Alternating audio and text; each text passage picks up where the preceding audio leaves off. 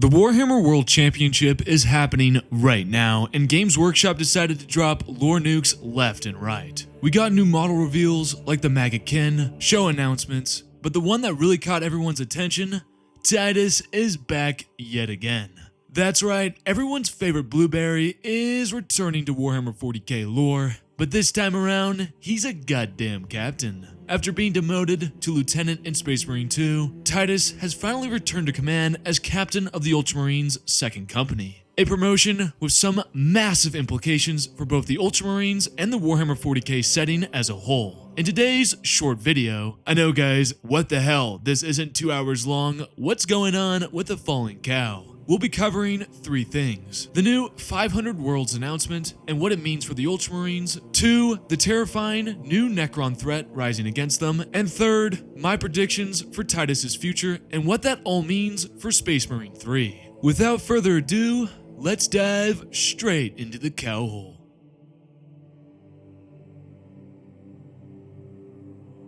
So the biggest part of the announcement is the fact that Titus is back on top as captain of the 2nd Company of the Ultramarines, but also he is now the master of the Watch, which means he will be in charge of the system-wide defense and intelligence assessment of threats to their chapter's homeworld of Macragge. In other words, when the Ultramarines are off reclaiming territory, it's Titus who makes sure their home doesn't get turned into ash. This also means Titus now commands an entirely new team called the Wardens of Ultramar, a group of Space Marines and mortal allies personally chosen by him.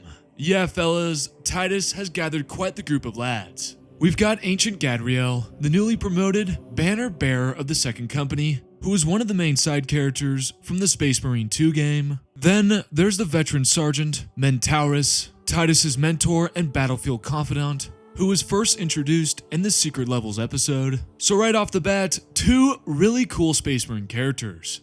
Hey, that's pretty good. But hold on, we also have some interesting human characters as well. Guy Silva, who commands the Ultramarines defense fleet, managing the impossible relationship between mortal crews and their post-human masters. Amelia Minervis, a Legates of the Ultramar Defense Auxilia, who serves as Titus's connection to the mortal armies of the 500 Worlds. Lucia Vesta, a skilled diplomat who's kept more than one campaign from spiraling into utter chaos. And finally, Denial Cornelius, a 100-year-old veteran astropath who somehow hasn't been driven insane by demons yet. Respect to that fella right there. These 6 characters make up the Wardens of Ultramar and will assist him in defeating the new foe presented in the 500 World books, who we'll get to in a second, fellas. I know some of you guys are like, what happened to Captain Akarin, the former leader of the 2nd Company? Well, according to the announcement page itself, it says, well, there's usually only one-way Space Marine jobs open up,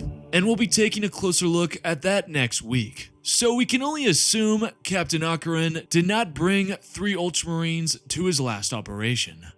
I'll need a combat squad, 5 men. I can spare 3 men. That's rough, buddy. I have no idea if that joke landed, but we can only assume from there that he is either dead or interned in a dreadnought. Either way, it's not looking great for our Scottish king. And that brings us to the reason why they're announcing all of this new stuff. The new narrative expansion, 500 Worlds Titus. This 4-book collection will chronicle the Ultramarine reclamation as Captain Titus and the 2nd Company wage war across the Vespator front against a massive Necron invasion. The series promises to deliver fresh lore, detailed campaign maps, and new detachment rules for both Space Marines and Necrons. And speaking of Necrons, the announcement also unveiled the main antagonist of this new saga, Nekrosor Ammentar, a terrifying new Necron overlord who will serve as Titus's first true test as captain. Oh boy guys, this spooky boy is looking pretty goddamn scary. And their goal is even more terrifying. Let's now talk about this new Necron threat.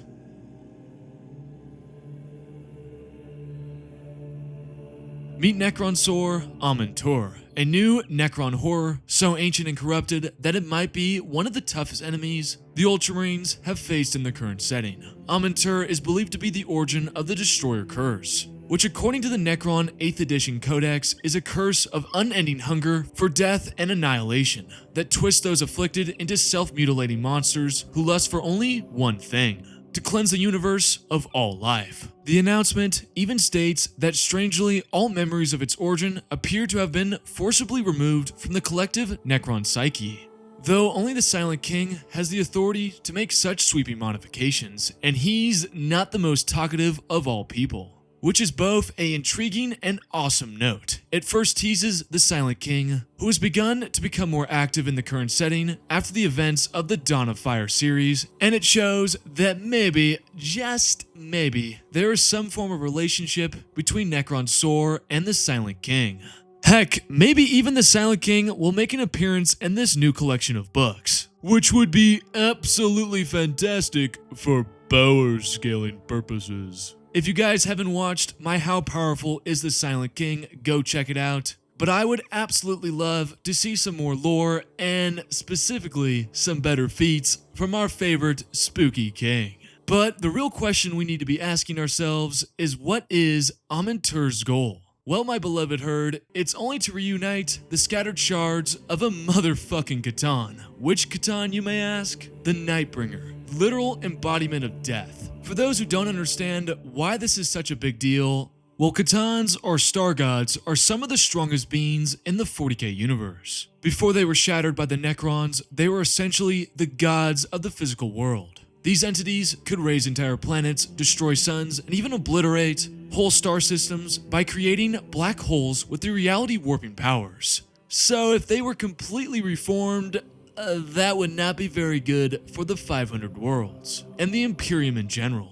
But hold on to your butts, guys, it gets even worse. What makes Ammentar truly terrifying is that its mere presence corrupts other Necrons. Warriors, lords, and even overlords fall under its sway, becoming mindless destroyers. It commands vast hordes of these corrupted machines that are currently sweeping through Ultramar like a virus.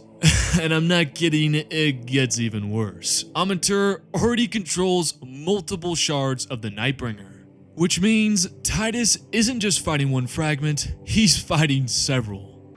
I'm in danger! And for those asking, how powerful is a Catan shard? Well, they vary wildly in power depending on their size, but even the smaller ones are formidable in their own right.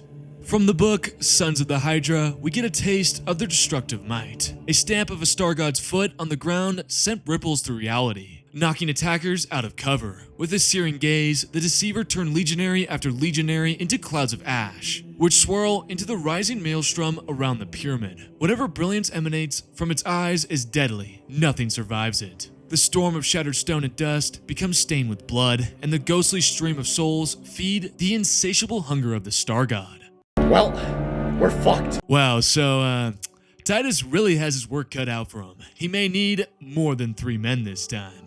This conflict between Titus and Ammentar is shaping up to be one of the biggest narrative events in recent Warhammer history. It's Ultramar's very own apocalyptic front, where the line between myth and nightmare starts breaking down, and I am all for it. So with that out of the way, let's speculate on the future of Titus, Space Marine 3, and the Warhammer 40k setting as a whole. Now for the big question, what does this all mean for Titus' story and the future of Space Marine 3?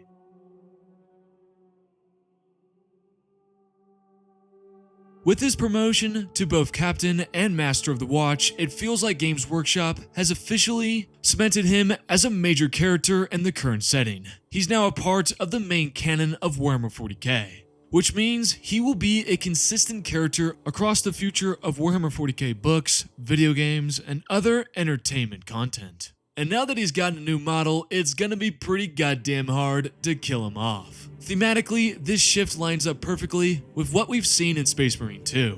Titus went from a loyal but doubted Ultramarine, accused of heresy and demoted, to a battle-hardened leader who's proven his worth yet again in the modern setting. We're no doubt going to get some insane feats from him in this new 500 World books, and I can't wait to power scale him. Now, if I had to speculate on Space Marine 3, I would say it would easily follow this new arc. The War for the 500 Worlds, the rise of Nekrosor Ammentar, and the awakening of the Nightbringer all sound like a natural continuation of Titus' story, especially considering Guilliman's orders to reclaim Ultramar's lost territories. That's an entire campaign setting tailor-made for a video game sequel. And let's be real honest here, fellas. Titus versus Catan Shard Army, that's cinematic gold. It may make no goddamn sense whatsoever, but fuck it, we ball. Let's throw it in Space Marine 3 because that would be so goddamn cool. So that is the state of things. The 500 worlds are under siege, the Necrons are bringing back literal god nukes, and Captain Titus is standing in the middle of it all like a blue armored brick wall of faith, fury, and Excel spreadsheets. But that about does it for this video. What do you guys think, my beloved herd? Will Titus face the Nightbringer in the next game, or is Games Workshop teasing a whole new era for the Ultramarines? Let's hope it's not like the Matt Ward era. Oh boy, I'm getting PTSD flashbacks already. I know guys, I posted 2 videos in one day and they were both shorter than 30 minutes. What the hell is going on? Am I not making power scaling videos anymore? Well, if you thought that, you are completely and utterly wrong. I have 2 power scaling videos upcoming that are gonna knock your cow-shaped socks off. First will be how powerful is the Phoenix Lords. That will be coming out later this week. And then the week after that, we will finally cover the Chaos Warbands. I am so psyched for those videos, so make sure to stick around. Shout out my Patreon and YouTube memberships, Ryania Basket, Ritter S, and Posy Paul, Keydree, Nico149, and William Strong. You guys are the best cows a man could ask for. As always, my beloved herd, stay milked, and I will see you in the next video.